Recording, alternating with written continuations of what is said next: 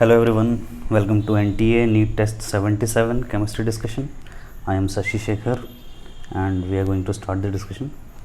तो first question पे आते हैं. विच one of the following sets of quantum numbers is possible for an electron in a 4f orbital.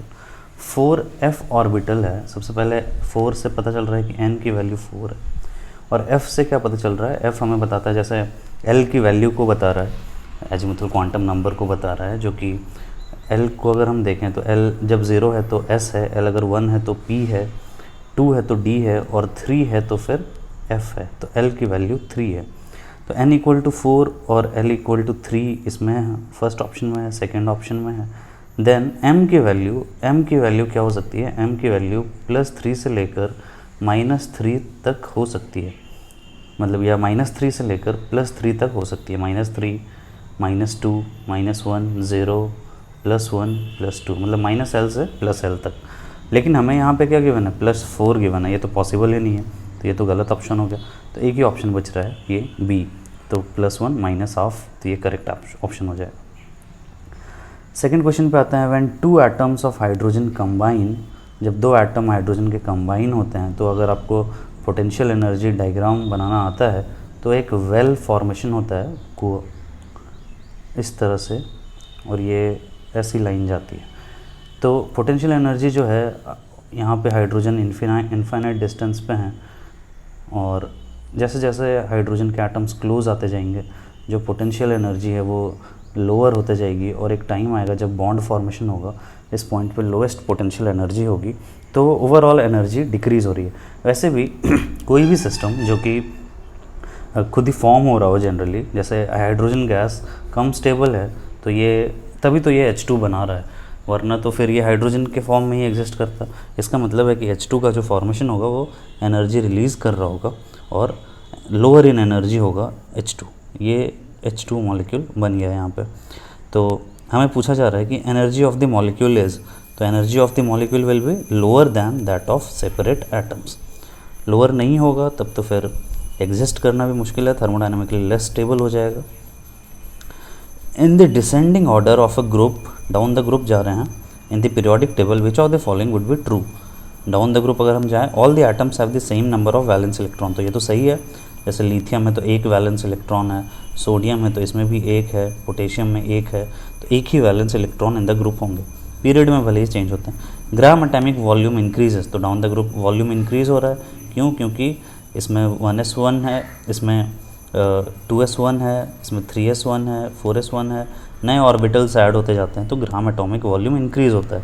Electronegativity decreases, obviously metallic character बढ़ रहा है तो इलेक्ट्रोपॉजिटिविटी बढ़ रही है और इलेक्ट्रोनेगेटिविटी डिक्रीज़ हो रही है, तो ये भी सही है. मेटालिक कैरेक्टर डिक्रीजेज, ये गलत है. मेटालिक कैरेक्टर क्या होता है, इंक्रीज़ होता है. 1, 2, 3 is the correct option. If 0.3 mole of zinc are added to HCl containing 0.52 mole, ठीक है, इसका 0.3 मोल लिया है, इसका 0.52 मोल लिया है. हमसे पूछा जा रहा है कि how many moles of H2 are produced. तो हम सबसे पहले क्या फाइंड करेंगे, limiting reactant. Limiting reactant find करने से ये पता चल जाएगा कि कौन सबसे पहले कंज्यूम होगा. और लिमिटिंग रिएक्टेंट फाइंड करने का तरीका क्या है, मोल अपॉन कोएफिशिएंट. तो जब हम मोल अपॉन कोएफिशिएंट फाइंड करें तो जिंक के लिए मोल अपॉन कोएफिशिएंट की वैल्यू है 0.3/1, तो 0.3 ही है. HCl के लिए मोल अपॉन कोएफिशिएंट की वैल्यू है 0.52/2, दिस इज इक्वल टू 0.26. तो HCl के लिए मोल अपॉन कोएफिशिएंट मिनिमम आ रहा है, तो जिसके लिए मिनिमम आएगा वही अपना लिमिटिंग रिएक्टेंट होगा और जो प्रोडक्ट होगा वो उसी के बेसिस पे फॉर्म होगा. मतलब अगर 0.52 HCl कंज्यूम होता है तो फिर 0.26 mole of H2 gas form होगा एंड 0.26 मोल ऑफ ZnCl2 भी फॉर्म होगा. तो 0.26 is the correct answer. When zeolite which is hydrated sodium aluminium silicate, तो जियोलाइट जो है वो बेसिकली कैविटीज़ रहते हैं उनके अंदर, क्रिस्टलाइन सॉलिड रहता है और कैविटीज़ रहते हैं. वो जो कैविटीज़ रहते हैं वो हार्ड वाटर के जो कैल्शियम और मैग्नीशियम है उनको बेसिकली वो सोडियम के साथ एक्सचेंज कर सकते हैं. तो कैविटीज़ में Ca2+ और Mg2+ एक्सचेंज होते हैं, तो ये करेक्ट आंसर हो जाएगा. And optically active compound is, तो ऑप्टिकली एक्टिव कंपाउंड के लिए क्या ज़रूरी है, पहले हम स्ट्रक्चर ड्रॉ करें. 1 ब्रोमोब्यूटेन, 4 कार्बन, 1 ब्रोमोब्यूटेन, इस पे 2 हाइड्रोजन है तो हमें क्या चाहिए ऑप्टिकली एक्टिव के लिए 4 डिफरेंट ग्रुप्स चाहिए, लेकिन इसमें तो 2 हाइड्रोजन आ गए, 2 हाइड्रोजन आ गए तो फिर ये ऑप्टिकली इनएक्टिव हो जाएगा। इसके बाद देखते हैं beta bromo butyric acid. Butyric है, पुराना नाम है, अभी नया नाम क्या है, ब्यूटेनोइक।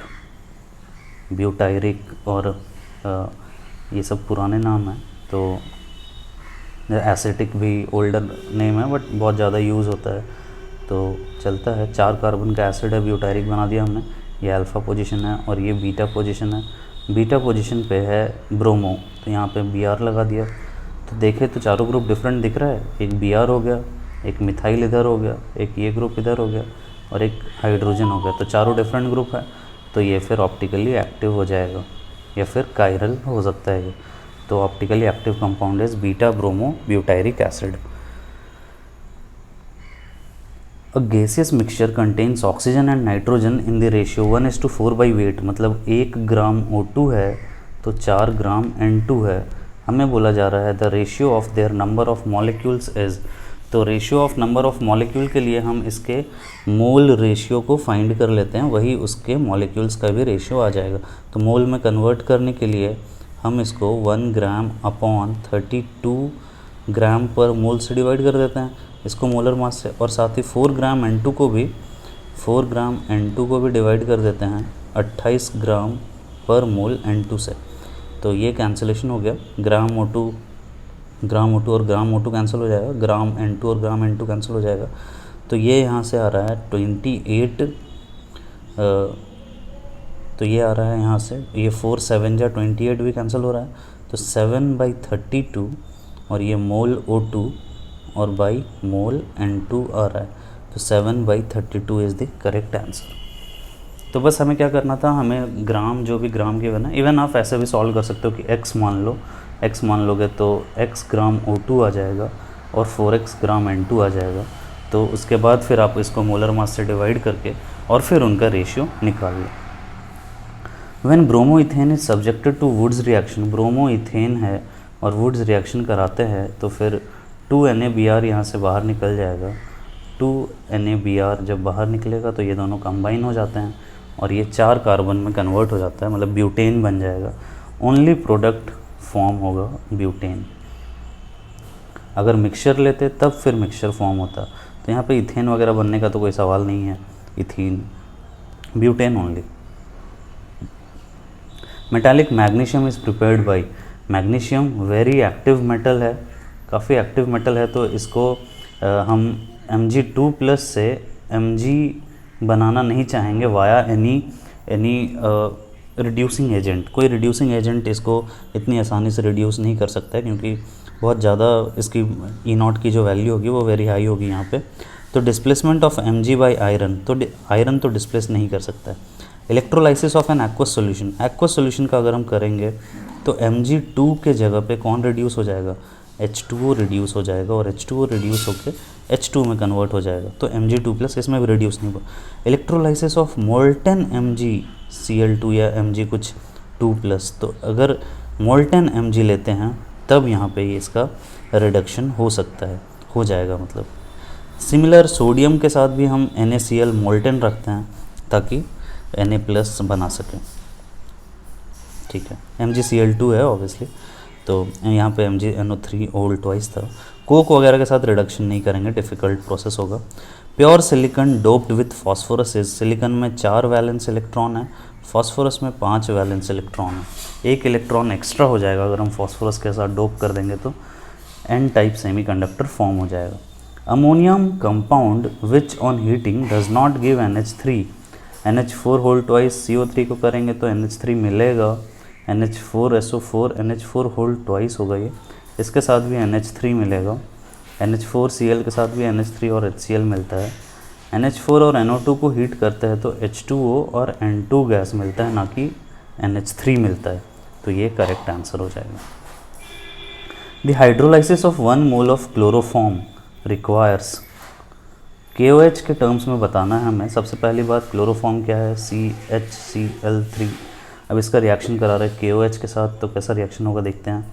CCl है, एक और Cl है और एक हाइड्रोजन है, तो OH माइनस कि सबसे पहले Cl को रिप्लेस करेगा, SN2 से रिप्लेस कर रहा है, 2 डिग्री के जैसा समझ सकते हो, तो 2 डिग्री पे SN2 हो सकती है, गिवन कि OH माइनस तो गुड न्यूक्लियोफाइल है ही, और इस पे E2 की तो कोई चांस है ही नहीं, तो ओनली थिंग बचता है वो SN2 ही है। तो OH माइनस इस पर अटैक कर रहा है तो Cl डिपार्ट कर गया। अच्छा, दूसरा KOH के साथ तो फिर CHCl3 में ये भी फॉर्मेशन करते हैं हम कि जैसे CHCl3 में हाइड्रोजन जो है वो काफ़ी ज़्यादा एसिडिक हो जाता है, तो OH माइनस के साथ ये इसको एब्स्ट्रैक्ट कर लेता है, तो CCl3 माइनस बन जाएगा, ये CCl3 माइनस भी बन जाता है। फिर एक Cl अगर डिपार्ट करेगा तो CCl2 क्लोरोकार्बिन बन जाएगा। फिर H2O इस पे अटैक करेगा क्योंकि ये इलेक्ट्रोफाइल है अभी, तो H2O या फिर OH माइनस प्रेजेंट है तो OH माइनस रिएक्ट करेगा, ज़्यादा स्ट्रॉन्ग न्यूक्लियोफाइल है OH माइनस, तो OH माइनस इस पे अटैक करेगा। फिर तो ये COH Cl और एक लोन पेयर, चूँकि अब नेगेटिव चार्ज आ जाएगा, इस पर नेगेटिव चार्ज आ जाएगा तो फिर ये हाइड्रोजन से या H2O से एक अपना हाइड्रोजन एब्स्ट्रैक्ट कर लेगा H2O से, तो ये बन जाएगा इसके बाद COH H Cl और फिर ऑक्सीजन दोबारा अपने लोन पेयर पुश कर रहा है तो एक और Cl डिपार्ट कर गया, तो ये बन गया C double bond OH plus HCl।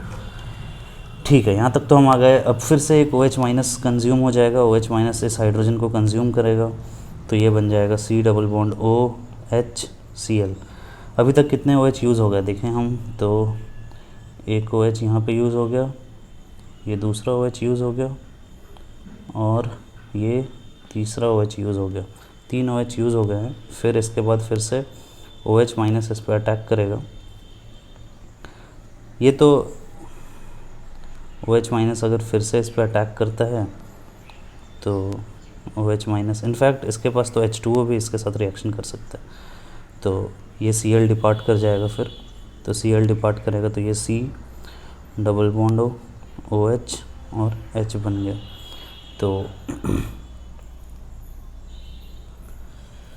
Number of OH exceed हो रहा है अपने पास, मतलब हम 4 OH तो इस प्रोसेस में आसानी से इस्तेमाल हो जाएगा। 4 मोल KOH यूज़ हो रहा है। इवन कहीं पे जैसे हम किसी जगह पे, जैसे यहाँ पे जो हमने OH माइनस का रिएक्शन करवाया है, इस OH माइनस के जगह पे H2O भी एक्चुअली इसको रिमूव कर सकता है, H2O OH प्लस को रिमूव कर सकता है, तो इस OH को हम यहाँ से हटा देते हैं। अगर OH माइनस है तो शो कर सकते हो, बट अपने पास गिवन ऑप्शन में 5 मोल KOH नहीं दिया हुआ है। 5 मोल KOH दिया हुआ रहता तो हम उसको भी आंसर क्लेम कर सकते थे।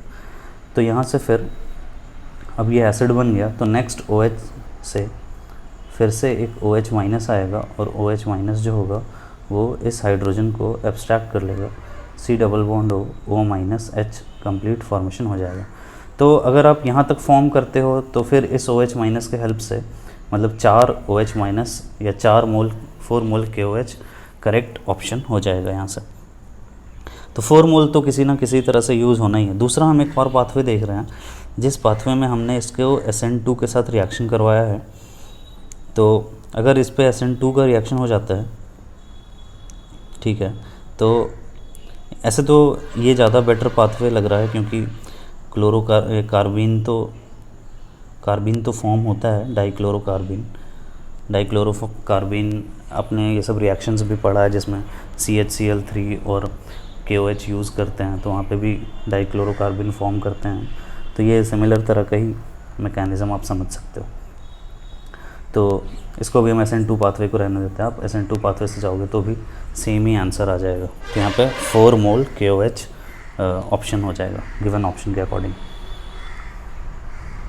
Acetic acid is a weak acid, सही बात है। The molar conductances of 0.05 molar acetic acid at 25 degree celsius is 7.36 siemens centimetre square per mole जो भी है, और लैम्डा एम नॉट जो है इनफाइनाइट डिल्यूशन पे ये 390.72। तो हम यहाँ से अल्फ़ा कैलकुलेट कर सकते हैं जो कि lambda m upon lambda m not होता है। This is equal to lambda m हमें गिवन है 7.36 और ये गिवन है 390.72।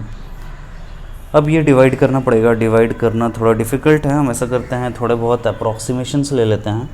इसको हम क्या कर दें, अप्रॉक्सीमेटली 7/390 कर देते हैं। ऑप्शन देख लेते हैं पहले, ऑप्शन पास में है या दूर में है। तो -7 है, -5, -5, तो 1.8, 3.6, 5.4 मतलब डबल है ये, तो यहाँ से 2 टाइम्स है, ये 3 टाइम्स है। तो ये सब तो थोड़ा हम थोड़े बहुत अप्रॉक्सीमेशंस मतलब कर सकते हैं।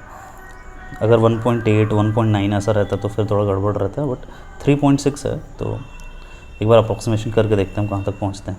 तो 7/390 ले रहे हैं हम, तो इसको डिवाइड किया करते हैं।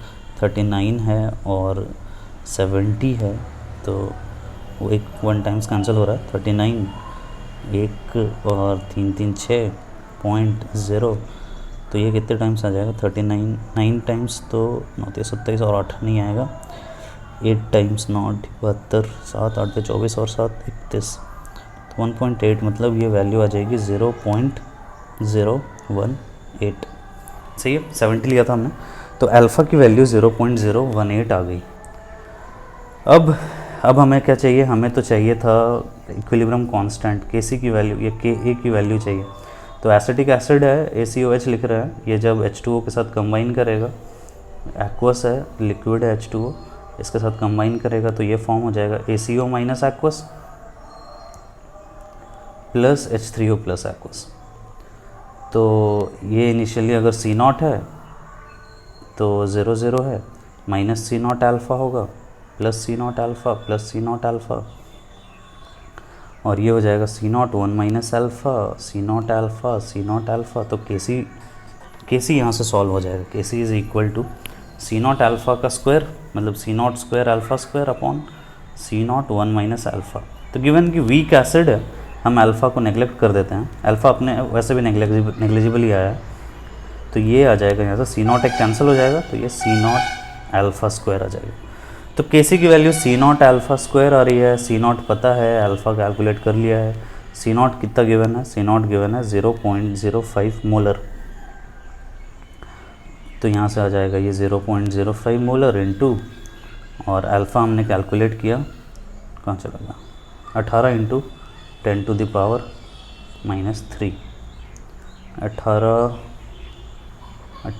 Into 10 to the power -3 into 18 into 10 to the power -3, this is equal to 18 × 90 हो जाएगा, तो ये 0.9 आ जाएगा, into 18 into 10 to the power -6, 9 72 और 7 9 7 16, तो 116.2 into 10 to the power -6, this is 1.6 into 10 to the power -5। 1.6 1.7 के अराउंड जो आंसर है उसी को क्लेम करेंगे। 1.8 इंटू 10 टू द पावर -5 जो है वो क्लोजेस्ट आंसर है, गिवन हमने कि इतना सारा अप्रॉक्सीमेशन किया है, तो आंसर लगभग थोड़ा तो डेविएट होगा, बट ठीक है। जब हम देख रहे हैं कि ऑप्शन दूर है, डबल दिया हुआ है दूसरा, तो हम अप्रॉक्सीमेशन कर सकते हैं, और आपको करना भी चाहिए फास्टर कैलकुलेशन करने के लिए। For reaction PCl3 plus Cl2 से PCl5 बन रहा है, the value of Kc is 26, the value of Kp, again Kp find करना है। Kp क्या होता है, Kc RT to the power delta Ng, gases लेंगे हम, केवल गैसेस देखें, अगर यहाँ पे तीनों ही गैस हैं तो डेल्टा Ng की वैल्यू क्या हो जाएगी, प्रोडक्ट के मोल्स माइनस रिएक्टेंट के मोल्स। प्रोडक्ट में 1 ही मोल है, रिएक्टेंट में 2 मोल है, तो 1 - 2 -1। Kc है 26, R की वैल्यू पता है 1/12 अप्रॉक्सीमेटली। टेम्परेचर कितना है, टेम्परेचर 250 डिग्री सेल्सियस है, 250 रख देंगे, 250 नहीं रखेंगे क्योंकि डिग्री सेल्सियस में दिया हुआ है। 273 ऐड करेंगे, 3 7 5 12, 2 2 4 1 5, 523 केल्विन। डेल्टा Ng कितना आया था, 1 - 2 -1, -1 मतलब रेसिप्रोकल ले लेते हैं, 26 इंटू 12 अपॉन 523, 26 इंटू 2, 26 इंटू 2 52 होता है, तो ये अप्रॉक्सीमेटली 20 टाइम्स कैंसिल हो रहा है। 2 से 10, 2 6 12, 0.6 के करीब आंसर आ जाएगा। ऐसे तो अप्रॉक्सीमेशन होल्ड करना थोड़ा डिफ़िकल्ट हो सकता है आपके लिए, क्योंकि 0.57 भी आंसर है, तो थोड़ा सा बेटर तरीके से और में भी सॉल्व करना पड़े, बट हमने बहुत ज़्यादा अप्रॉक्सीमेशन तो कहीं नहीं लिया है। R को बस हमने 1/12 पुट किया था, तो वो वैल्यू सही आ रही है। Which salt is an acidic salt. Na2SO4 को देखें तो Na प्लस और SO4 माइनस से बन रहा है, ये NaOH से आया होगा, ये H2SO4 से आया होगा, दोनों ही स्ट्रॉन्ग एसिड और स्ट्रॉन्ग बेस है, तो जो सॉल्ट होगा वो न्यूट्रल सॉल्ट होगा। लेकिन जब हम BiOCl को देख रहे हैं तो इसके बारे में थोड़ा एक्सप्लेन करना डिफ़िकल्ट है, क्योंकि BiOH का सॉल्ट है, HOCl से बन रहा होगा, तो HOCl तो वीक एसिड है, बट BiOH जो है वो सोल्यूबल ही नहीं है। तो ये क्वेश्चन थोड़ा यहाँ पे ये इन्फॉर्मेशन, मतलब ये सब सॉल्ट के बारे में हम वैसे भी ज़्यादा नहीं पढ़ते हैं। PbOHCl के बारे में देखें तो जैसे PbCl2 है, इनसॉल्यूबल है, PbOH होल ट्वाइस भी इनसॉल्यूबल है, तो PbOH होल Cl भी जो होगा वो इनसॉल्यूबल सॉल्ट के जैसा ही होगा। तो यहाँ पे भी, और अगर ये OH माइनस भी थोड़ा बहुत रिलीज़ करता है तो फिर बेसिक ही बनाएगा, तो ये भी आंसर नहीं होगा। Na2HPO4 अगर हम देखें तो HPO4 2 माइनस जो है, इसका अगर आप Ka फाइंड करना चाहते हो या pH फाइंड करना चाहते हो तो pH इसका pKa2 प्लस pKa3/2 आएगा। तो pKa2 pKa3/2 जब हम कैलकुलेट करेंगे तो जनरली pKa2 की वैल्यू बहुत बड़ी होती है और pKa3 भी बड़ा होता है, तो ये ग्रेटर देन 7 आ जाएगा। तो अगेन जो वैल्यू है वो बेसिक के तरफ टेंड करेगा। तो एक तो सॉल्ट बढ़िया नहीं दिया हुआ है और ऑप्शंस भी थोड़े ऐसे दिए हुए हैं, तो यहाँ पे आंसर हमें क्लेम नहीं करना चाहिए। Question is not appropriate according to me, the question is not appropriate. तो आप इसके बारे में ज़्यादा मत सोचो, ज़्यादा बहस करने की हमें ज़रूरत नहीं है, क्वेश्चन हम लीव करते हैं। Place the following alcohols in decreasing order of rate of dehydration with concentrated H2SO4। Dehydration 3 degree alcohols का फास्टर होगा जनरली। देखते हैं 3 डिग्री अल्कोहल कौन सा है। सारे अल्कोहल को लगता है ड्रॉ करके देखना पड़ेगा। इसको अगर हम ड्रॉ करें तो 1 2 3 4 5 6 कार्बन है और 1 2 3 4 चौथे 1 2 3 4 यहाँ पे OH लगा हुआ, 2 डिग्री अल्कोहल है। सेकंड को अगर हम देखें तो 3 डिग्री अल्कोहल दिख रहा है, कार्बन है, OH है और इसके साथ 2 कार्बन और लगा हुआ है और इधर फिर 3 कार्बन और है, ऐसा है। तो ये 3 डिग्री अल्कोहल है। थर्ड स्ट्रक्चर को अगर हम देखें तो थर्ड स्ट्रक्चर भी 3 डिग्री दिख रहा है, COH है और इधर 2 कार्बन है और इधर फिर कार्बन है और इसके साथ भी 2 CH3 है, ठीक है। फोर्थ स्ट्रक्चर को अगर हम देख रहे हैं तो फोर्थ स्ट्रक्चर में ये भी 2 डिग्री नहीं है, इधर से ये 3 डिग्री के पास है, CH3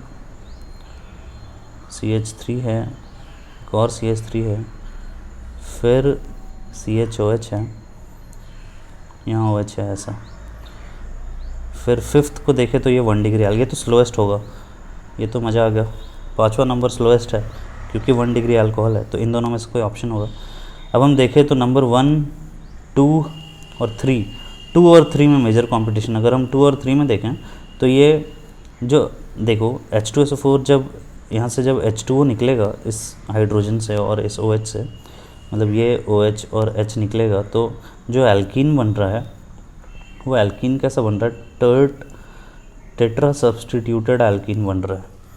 और जो इसका ट्रांजिशन स्टेट होता है वो एल्कीन लाइक ट्रांजिशन स्टेट होता है, तो स्टेबल एल्कीन बन रहा है इससे, तो ये सबसे फास्ट रिएक्ट करेगा। मतलब 3 सबसे फास्ट है, इसके बारे में तो हमें सोचना भी नहीं चाहिए था क्योंकि चारों ऑप्शन में 3 ही दिया हुआ है, तो इसको हम हटाते हैं। हम देखते हैं 2 और 4 में, 2 भी सेकंड पोजीशन पे दिया हुआ है तो 2 को भी क्यों देखें। अब हम देखते हैं 4 और 1 को। 4 कैसा है, 4 ये है और 1 कैसा है, 1 ये है। तो 1 से जो एल्कीन बनेगा वो एल्कीन डाई सब्सटीट्यूटेड होगा और इससे जो एल्कीन बनेगा वो एल्कीन ट्राई सब्सटीट्यूटेड होगा। तो ट्राई सब्सटीट्यूटेड है अगर, तो फिर ये ज़्यादा स्टेबल एल्कीन बनाएगा, मतलब चौथा नंबर ज़्यादा तेज़ी से रिएक्ट कर रहा है, तो चौथा नंबर ज़्यादा तेज़ी से रिएक्ट कर रहा है, मतलब कि सेकेंड ऑप्शन हो जाएगा। 3 2 then 4 then 1 then 5। Next question पे आता है। The complex compound formed when KCN solution is added to solution containing Cu2 plus and Cd2 plus. तो क्यूप्रिक आयंस को जनरली रिमूव करने के लिए भी हम यूज़ करते हैं इसको, KCN को, या पता करने के लिए भी यूज़ करते हैं। जैसे जब हम Cu2+ के साथ Cn- को ऐड करते हैं तो Cu2+ और Cn- मिल के CuCN होल ट्वाइस बना लेते हैं cupric cyanide CuCN whole twice. Greenish yellow colour का रहता है ये, ग्रीनिश येलो कलर का। और जनरली क्यूप्रिक के जो आयंस रहते हैं, क्यूप्रिक के जो सॉल्ट्स रहते हैं वो कम स्टेबल रहते हैं, मतलब विथ टाइम अगर आप छोड़ दो तो विथ टाइम ये टूट जाएगा, या फिर हीटिंग कर दो तो फिर भी टूट जाएगा। जैसे CuCN2 है, Cui2 भी टूट जाएगा, Cui2 भी टूटेगा तो Cui बना लेगा और I2 बना लेगा हाफ। वैसे ही CuCN2 जो है ये भी अनस्टेबल है, ये भी हीटिंग करने पे या जैसे भी टूट जाएगा, टूटेगा तो CuCN बना लेगा और साथ ही Cn होल ट्वाइस बना लेता है। CuCN जो है ये टूट के CuCN और Cn होल ट्वाइस बना लेगा। तो बैलेंस करना पड़ेगा हमें। 2 CuCN है, Cn होल ट्वाइस जो है ये साइनोजन है। तो फाइनली ये Cu+ के आयन में कन्वर्ट हो जाता है। Cu2+ जो है, बैलेंस कर लेना आप, तो Cu+ के आयन में कन्वर्ट हो जाएगा। तो फिर हम अगर Cu+ के आयन में कन्वर्ट हो जाएगा, इसके बाद अगर एक्सेस ऑफ Cn- के साथ रिएक्शन कराएंगे तो फिर CuCN होल 4 3- के सॉल्ट में कन्वर्ट हो जाएगा। इसके बाद फिर रिडक्शन नहीं होगा इसका। तो ये बन गया, मतलब K3 CuCN होल 4।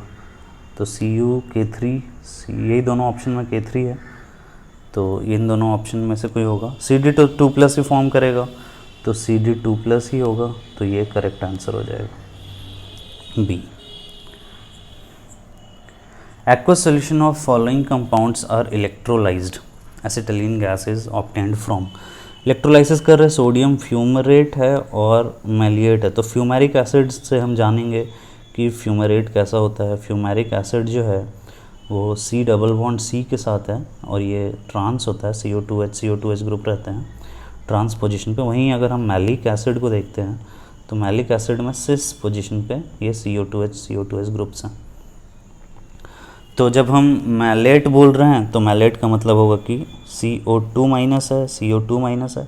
जब इलेक्ट्रोलाइसिस करते हैं तो एनोड पे जाके ऑक्सीडेशन होता है और ये क्या फॉर्म करता है, ये एक एक इलेक्ट्रॉन रिलीज़ कर देगा दोनों, और ये सबसे पहले एक एक इलेक्ट्रॉन लूज़ करने के बाद रेडिकल्स में कन्वर्ट हो जाएगा। और ये रेडिकल फाइनली एक इलेक्ट्रॉन यहाँ से लेकर ये दोनों CO2 बना लेंगे। ये भी CO2 निकल जाएगा, ये भी CO2 निकल जाएगा। बचा हुआ जो ग्रुप है वो C+C, एक रेडिकल बच जाएगा दोनों पे, एक रेडिकल यहाँ आ गया, एक एक इलेक्ट्रॉन, तो ये C+C मतलब इथाइलिन गैस बना लेगा या एसिटाइलिन गैस बना लेगा। तो सेम काम इसके साथ भी हो जाएगा, ये भी वैसा ही है। तो फ्यूमेरिक एसिड भी कर सकता है, मैलिक एसिड भी कर सकता है। सक्सिनेट में ऐसा पॉसिबल नहीं है। तो सक्सिनेट में कार्बन जो है वो क्लोज नहीं है, CO2 निकलने के बाद यहाँ पे क्लोज आ रहे हैं, उसमें क्लोज़र नहीं आएंगे। या अगर हम सक्सिनिक एसिड देखें जैसे तो OMSG oxalic acid, malic acid, succinic acid, 2 3 4 carbon है। हाँ तो 4 कार्बन है, बट इससे क्या फॉर्म होगा, O- है और डबल बॉन्ड O- है। 1 2 3 ही कर दिया हमने, एक कार्बन और बढ़ाते हैं तो double bond O-, double bond O-। तो ये जब ऑक्सीडाइज होगा यहाँ से और यहाँ से, तो ये CO2 यहाँ से डिपार्ट कर जाएगा और ये CO2 एक यहाँ से डिपार्ट कर रहा है, तो 2 कार्बन बचेगा, बट ये C बनाएगा, मतलब एल्कीन बनाएगा, ना कि एल्काइन बनाएगा। तो A और B correct answer. The compound formed as a result of oxidation of ethyl benzene by KMnO4। देखो बेंजीन के साथ मिथाइल लगा हो, इथाइल लगा हो, प्रोपाइल लगा हो, कुछ का भी अगर हम KMnO4 के साथ ऑक्सीडेशन कराएंगे तो ये बेंजोइक एसिड ही हमें मिलेगा।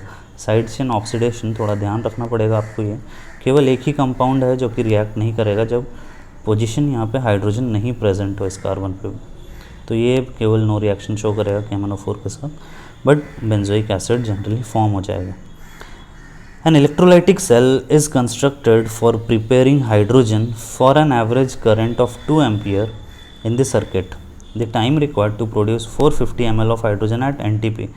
NTP पे जो वॉल्यूम होता है, मोलर वॉल्यूम, वो होता है 24.8 लीटर पर मोल। NTP पे हम नॉर्मल टेम्परेचर ले रहे हैं, नॉर्मल टेम्परेचर मतलब 25 डिग्री सेल्सियस। प्रेशर 1 बार ले सकते हो, 1 बार ही लेते हैं। लोग गलती करते हैं कि अभी भी 22.4 को कैरी करते हैं। जब हम STP पे देखते हैं तो STP का जो वॉल्यूम है वो 22.7 है। आप एक बार जाके NCERT चेक करो, NCERT में क्लियरली लिखा हुआ है कि STP पे कितना वॉल्यूम आना चाहिए, क्या प्रेशर आना चाहिए। बट लोग अभी भी पुरानी चीज़ों को यूज़ करते हैं, तो वो गलत है। हम यहाँ पे NTP पे 24.8 लीटर पर मोल ले रहे हैं, ठीक है।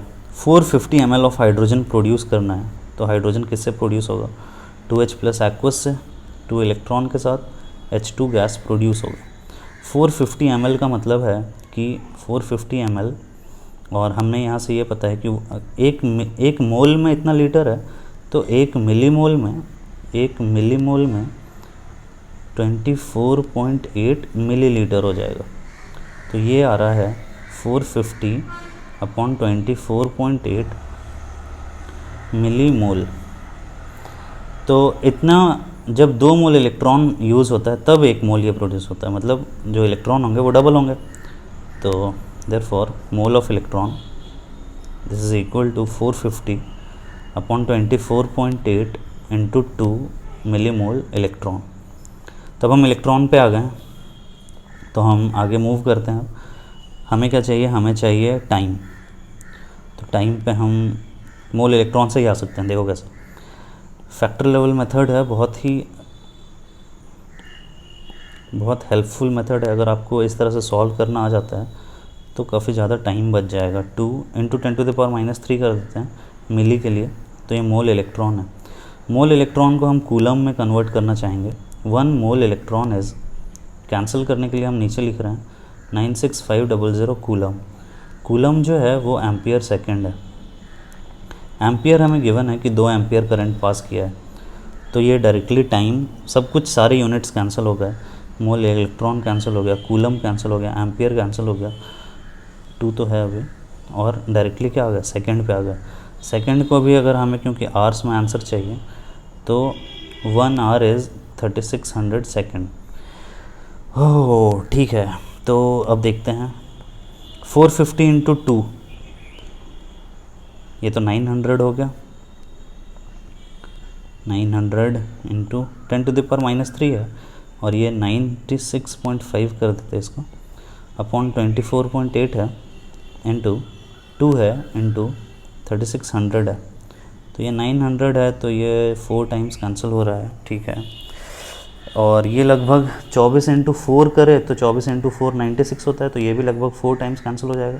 4 और 4 भी कैंसिल हो गया, ये 1/2 आर आ गया। वाह क्या कैंसिलेशन है। तो 1/2 आर आ गया, मज़ा आ गया। तो 1/2 आर करेक्ट आंसर हो जाएगा। द बेंजाइलिक कार्बन, ये जो कार्बन है दिस इज़ बेंजाइलिक कार्बन। तो बेंजाइलिक कार्बन पे देखें तो 4 ग्रुप्स हैं, मतलब 4 ग्रुप्स के कारण ये कैसा स्ट्रक्चर होगा? टेट्राहेड्रल, sp3 हाइब्रिडाइज्ड है, tetrahedral in shape. Which of the following structures is associated with biggest jump between second and third ionization energy?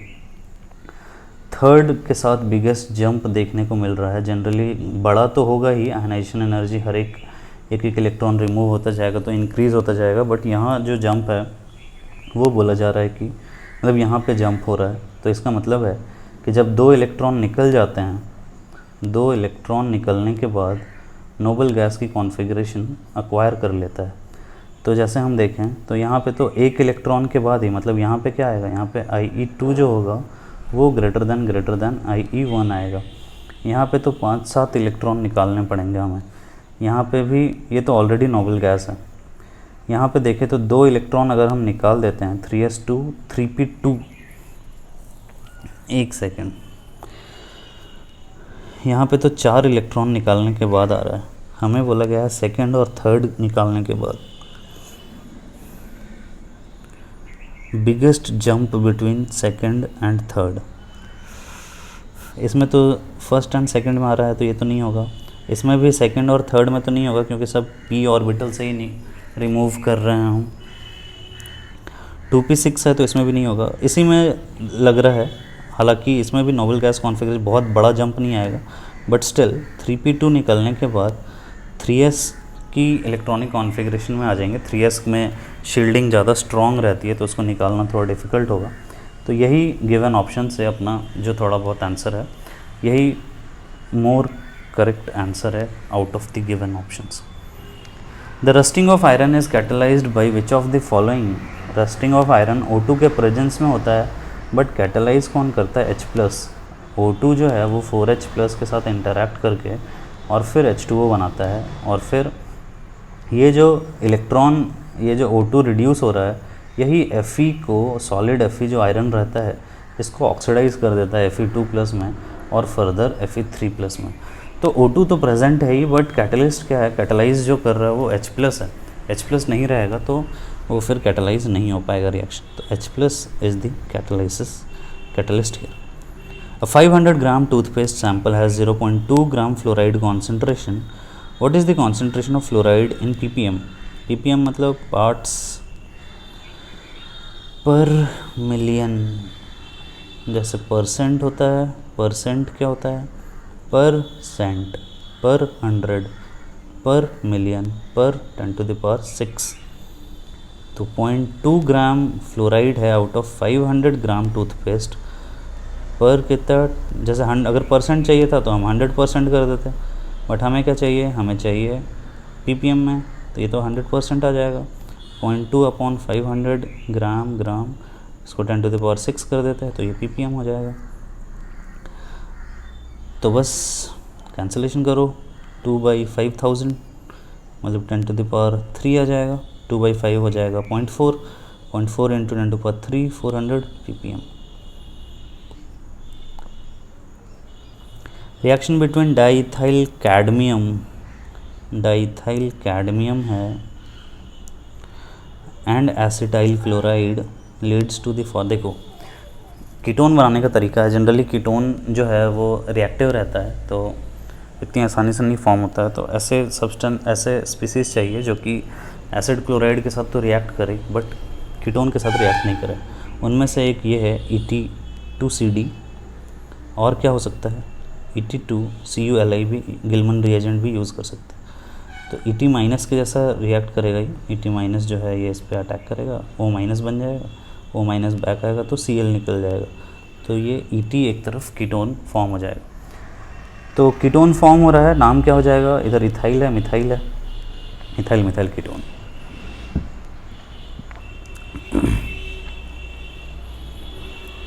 Maximum number of carbon atom present linearly in the molecule. C triple bond C है तो ये sp hybridised है, shape इसके about linear होगा, carbon same है। इसके बाद double bond है, ये तो लीनियर है, बट डबल बॉन्ड होने के बाद अगर डबल बॉन्ड हमने कार्बन लगा दिया तो फिर अब ये लीनियर नहीं ड्रॉ कर पाएंगे हमें इसको कुछ एंगल में ड्रॉ करना पड़ेगा। हाइड्रोजन और एक ग्रुप हाइड्रोजन इधर, ऐसा। तो एक लाइन में कितने आ रहे हैं? एक लाइन में तो 4 ही कार्बन आ रहे हैं, तो 4 आंसर हो जाएगा। Given the heat of combustion दिया हुआ है हमें, हीट ऑफ रिएक्शन पूछा गया है। तो हीट ऑफ कंबशन दिया हुआ है तो ΔH ऑफ रिएक्शन फाइंड कर सकते हैं, ये ΔH0 लिख लेते हैं। तो ΔH0 of reactant minus product, reactant C2H4 है, combustion of C2H4 plus ΔH0 combustion of H2 gas minus ΔH0 combustion of C2H6। बस तो सॉल्व करो, कोएफिशिएंट के साथ भी मल्टीप्लाई करना रहता है, लेकिन सारे कोएफिशिएंट 1 हैं। -337 प्लस -68.4 माइनस 373, और ये है किलो कैलोरी, ठीक है। तो 337 373, तो ये प्लस 373 हो जाएगा। 373 और 337 माइनस कर लेते हैं, 7 और 6 13, 3 3 6 तो 36 आ रहा है। तो -68.4 -36 तो 32.4, 32.4 kilo calorie. Which of the following salts is used in the bead test for basic character. तो बेसिक कैरेक्टर बीड टेस्ट के लिए जनरली हम जो फर्स्ट सॉल्ट हमें गिवन है NaNH4 होल ट्वाइस, इसको यूज़ करते हैं और इससे NaHPO2 का जो NaPO3 का ट्रांसपेरेंट बीड फॉर्म होता है। जनरली प्लैटिनम वायर के लूप में हीटिंग करते हैं, माइक्रोकॉस्मिक सॉल्ट बोलते हैं इसको। तो ये करेक्ट याद रखना पड़ेगा आपको, ज़्यादा कुछ दिमाग नहीं लगा सकते वहाँ पे बैठ कर। For the reaction A2 products it is found that the rate of reaction increases by a factor of 6.25 when the concentration of A is increase by a factor of 2.5। तो 2.5 जब हमने 2.5 के फैक्टर से इंक्रीज़ किया है तो वो 6.25 हो रहा है, मतलब 2.5 का स्क्वायर जो है वो 6.25 आ रहा है, मतलब डबल 2 है ऑर्डर। या फिर एक तो ओरली सॉल्व कर सकते हो, A की पावर n पुट कर दो, कॉन्सेंट्रेशन इनिशियल कॉन्सेंट्रेशन रख दो x, तो ये हो जाएगा R1 equal to k times x की power n, R2 equal to k 2.5x to the power n। तो R2 बाई R1 ये हमें दिया हुआ है, 6.25 टाइम्स इंक्रीज़ हो गया, k तो कैंसिल आउट हो जाएगा, ये आ जाएगा this is equal to 2.5x by x, 2.5 की पावर n, तो यहाँ से n आ जाएगा n is equal to 2। The relationship between this delta n, अभी हमने बताया था कि डेल्टा एन जो है डेल्टा एन जी होता है, गैसेस लेते हैं, 2 मोल गैस है तो हमें डेल्टा एन पूछ रहा है तो 2 आ जाएगा, क्योंकि इधर सॉलिड है इसको कंसिडर नहीं करेंगे। Which one of the following molecules can not serve as monomer for an addition polymer. Double bond है, पॉलीविनाइल क्लोराइड का मोनोमर है विनाइल क्लोराइड, Cl है, तो ऐसे समझ सकते हो Cl बन जाता है, फिर फिर Cl, इस तरह से रिएक्शन कंटिन्यू करेगा। तो ये सब तो फॉर्म हो जाए, इसमें भी डबल बॉन्ड है, एक्राइलोनाइट्राइल एक्रोलिन शायद फॉर्म होता है इससे। तो इन सब से अब इसमें भी डबल बॉन्ड है तो सेम ही चीज़ है। इसका जो डबल बॉन्ड है C डबल बॉन्ड हो, ये यूज़ में नहीं आ सकता है मोनोमर के जैसा, तो ये करेक्ट आंसर हो जाएगा। रेडिकल फॉर्मेशन करोगे तो रेडिकल फॉर्मेशन से समझ में आ जाएगा। Anaerobic respiration of 1 mole glucose, generally अगर एनिमल्स है तो एनारोबिक रेस्पिरेशन से जैसे दौड़ते हैं और ये सब मसल वगैरह में लैक्टिक एसिड फॉर्म हो जाता है, प्लांट्स में भी एनारोबिक रेस्पिरेशन होता है जहाँ पे इथेनॉल फॉर्म होता है। तो इथेनॉल इसमें फॉर्म हो रहा है, तो ग्लूकोज में 6 कार्बन है, तो इसमें अगर हम देखें 4 ही कार्बन है, इसमें देखें 2 2 4 और 2 6, तो 6 कार्बन है, 1 2 3 4 ही कार्बन है, 1 2, ऐसे तो कार्बन के नंबर से भी आ ही रहा है, बट ठीक है, मिथेनॉल फॉर्म हो जाएगा, इथेनॉल फॉर्म हो जाएगा। या फिर लैक्टिक एसिड दिया रहता है तो फिर लैक्टिक एसिड को टिक करते हैं।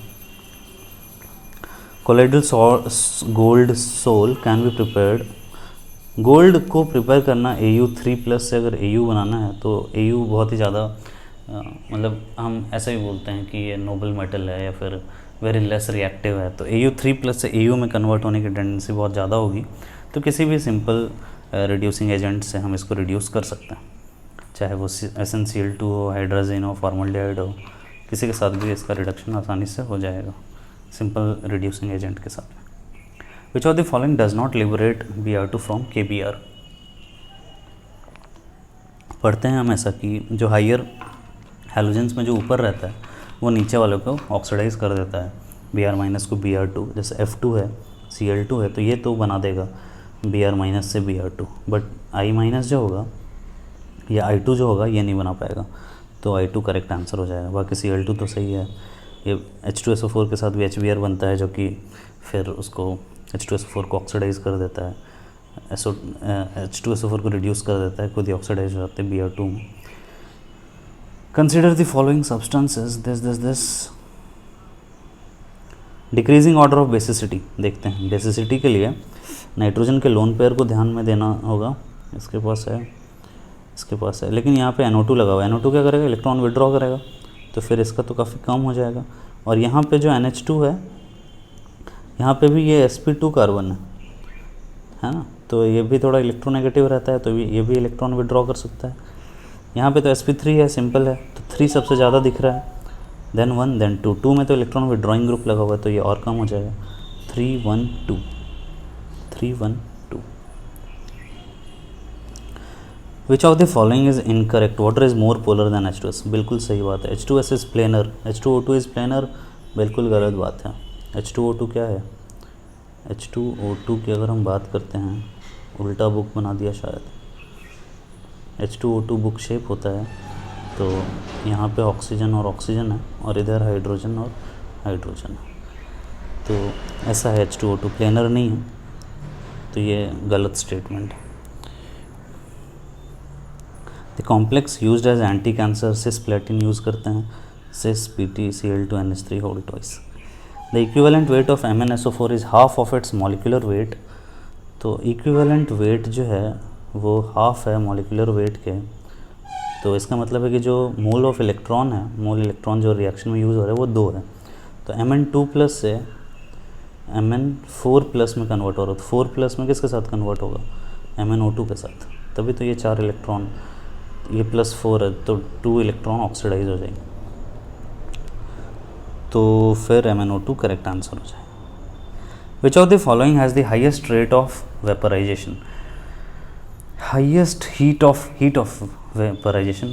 तो हीट ऑफ वेपराइजेशन का मतलब है कि सबसे ज़्यादा स्ट्रॉन्ग बॉन्ड है, स्ट्रॉन्ग बॉन्ड HF में होगा क्योंकि ये हाइड्रोजन बॉन्डिंग कर रहा है। इसकी बॉइलिंग पॉइंट भी सबसे कम आती है, जैसे इन तीनों में तो वैन डर वाल्स फोर्स से गाइड होगा, तो HI का सबसे ज़्यादा होगा boiling point, then HBr, then HCl, और फिर सबसे ज़्यादा किसका होगा, HF का। क्यों, क्योंकि हाइड्रोजन बॉन्डिंग है। विच one of the following has maximum reactivity towards HCN, HCN के साथ मैक्सिमम रिएक्टिविटी किसकी होगी, जब फॉर्मल्डिहाइड दिया हुआ है तो फिर किसी और को क्यों चूज़ करें।